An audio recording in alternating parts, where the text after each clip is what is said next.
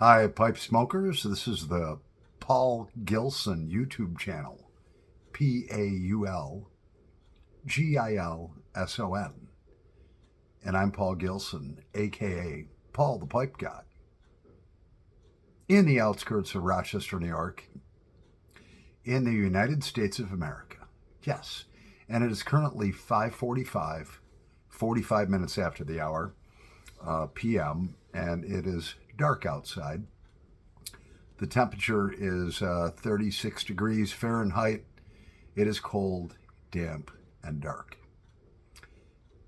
Winter is definitely right around the corner. So what we have for you, and we're going to get kicking right off.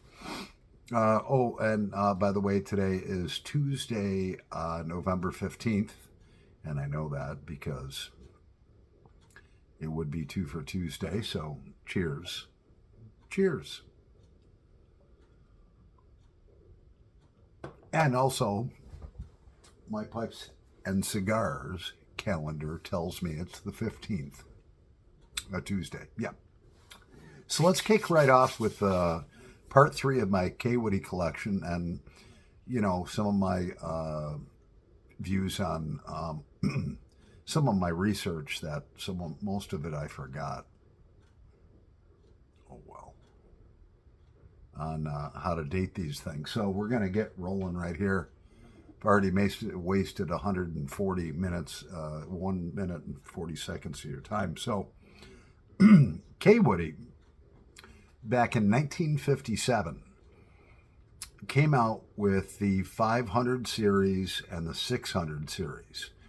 And what those were is they were entry-level Kaywoodie pipes, because not the average guy could afford a Kaywoodie. I forgot the price point, of some of the higher models back then, but they were out of reach for the average working man. You're trying to feed a family in 1957. Most people only had one car, and in 1957, most people didn't have a television set. And they worked at a factory or whatever. And so the 5 and 600 series came into as an entry level and became so popular, they ran out of their standard briar. Now, they still didn't have factory fills because at that time, Kaywoodie still owned their own briar company. Look at that briar. That is gorgeous. So basically, what happened was, they became so popular, and I should know the price point back then and be able to do the conversions, but I'm not going that deep into it, okay? So I have a few Kaywoodie 5 and 600s. What happened, they were selling so well, they ran out of their standard briar, and then all of a sudden, what are we going to do? There's a huge demand for these. They started using premium briar. They started grabbing anything they could just to fill the orders. This particular model right here is a, unprepared as usual. I have to get my little light out here. All right. This is a Kaywoodie 500. It says imported briar, and it's a bull number 18. I can't make that out. Looks like I don't know. Whatever. It's 18. I think it's an S after that. So the Kaywoodie 5 and 600s entry-level pipes were made between 1957 and 1969. Look at the briar on that. That is gorgeous. And that's the way I got her. All right. Little teeth chatter, not bad. I mean, that could actually be polished out. And yeah, so that's a Kaywoodie. What did I say it was? A 500? Yeah, that's a Kaywoodie 500. Entry-level pipe. You'd pay up for a pipe like this brand new nowadays. And that one has the stinger lopped off of it, which meant that some old dude that was used to a full 4-hole stinger between 1925 and 1938 that had a decent draw. This one had a 3-hole stinger, and he took it into the shop or whatever and lopped it right off with a hacksaw right there. And so that, they didn't care back then. It's just like, give me a goddamn good looking pipe, and the draw on that's unbelievable. So that's the Kaywoodie 500. They came in many different bowls. Next up for grabs, we have another Kaywoodie 500, and this is a bowl number 09B, and it's a beautiful apple shape. Look at the briar on it. The briar is just unbelievable. Yeah. Really no teeth chatter or anything on that. I mean, it's like, if I polish this stem up, this thing, and adjusted the crown, redressed it, this thing would be like brand new.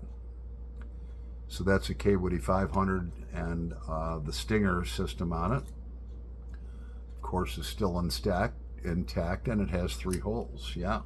So that was made between 1957 and 1969. So you got a picture. These Kaywoodie 5 and 600s were made around the time that Elvis Presley first became popular, Johnny Cash first became popular. They made them all the way through to where in 1969, when we had Woodstock. So, and old dudes were buying these. And this one has a flat bottom. The last one actually has a flat bottom too, meaning you don't need to put it in a pipe holder. You can just like set it on your workstation or just the kitchen table, whatever. It's not going to tip over. So that's our second one. That's a Kaywoodie 500. And then we have a very interesting pipe. This one is a Kaywoodie 600. And again, the Kaywoodie 500 and 600s were made between, both of them, between 1957 and 1969. I call this my mechanics pipe. All right. And that's a bowl number 33. The reason why I call this my mechanics pipe, all right, now, you hold a pipe like this.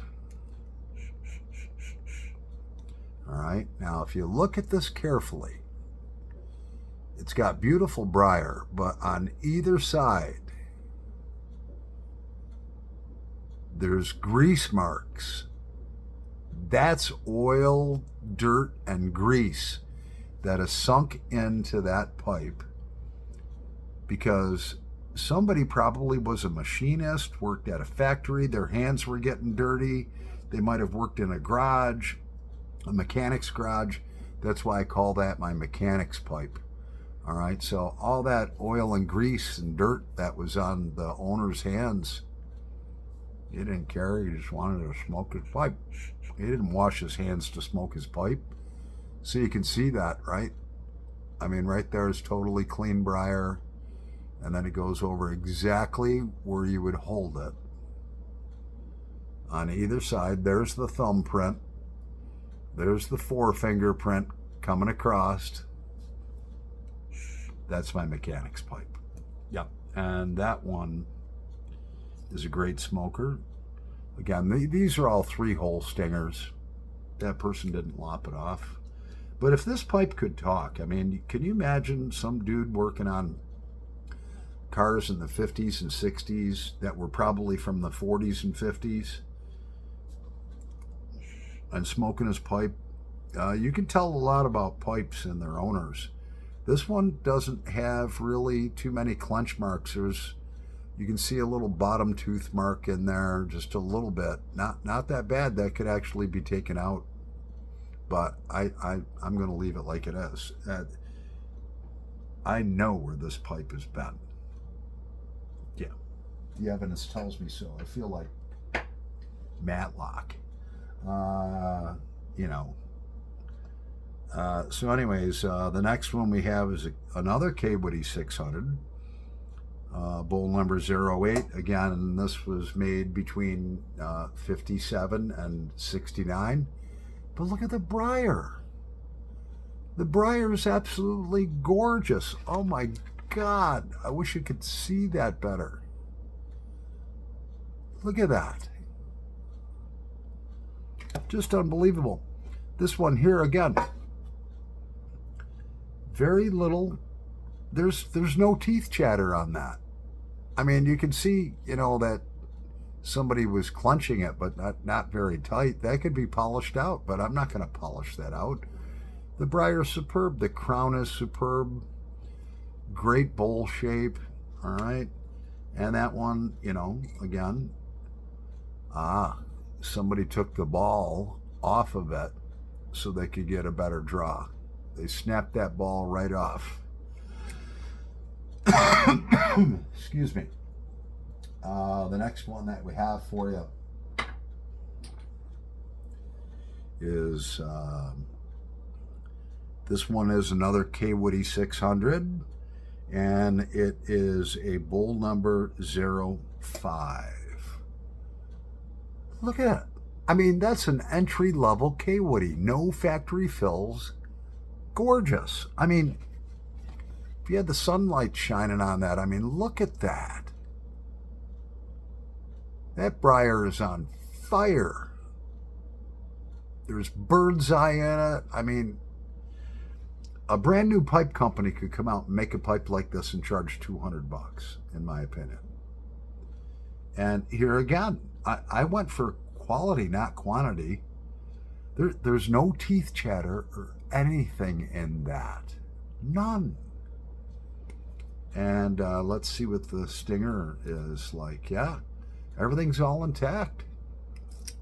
I mean, and the draw's great. You just got to keep them clean. Kaywoodies are a pain in the ass with that stinger system, but you got to keep them clean. The next Kaywoodie that we have is it's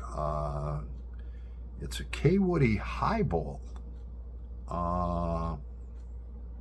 Imported briar. This is a bowl number H8, which probably stood for high bowl, bowl number 8. And here again, I mean, look at that. That's called a Kaywoodie high bowl. All right. The briar is just gorgeous on this pipe.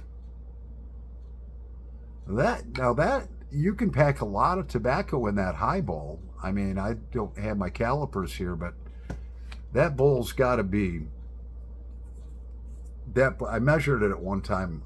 That bowl's got to be easily 1 3/4 inches deep, and I don't know when this one was produced. It's a 3-hole stinger, so obviously after 1938. Yeah, the briar on that's beautiful, and there again on the stem, no teeth chatter at all. Like I said, when I was buying these, I went for quality versus quantity. I made some mistakes and I didn't look at the pictures, all that well. So that's part 3. We're going to have part 4, part 5, and part 6. I mean, I'm going to pause the video for a minute and we'll be right back. I got to think about this because we're going on 13 minutes and 57 seconds. And I don't know how many of you, your attention span might be that long towards Kaywoodie pipes, but for part 3, I'd like to go over maybe a few more, but that'd put us up to 30 minutes. So maybe we'll just leave it at this. I'll be right back. Let me think about it. All right, pipe smokers, this is Paul the Pipe Guy back again in a nanosecond. And I thought about it for about 60 seconds. And yes, I'm smoking a cigarette. I think we're going to leave it at, I actually just shared with you 1, 2, 3, 4. I shared with you 5 Kaywoodie 5 and 600 pipes that I own, plus the high bowl. That's 6. We're going to leave it at that and leave it at a 15-minute video.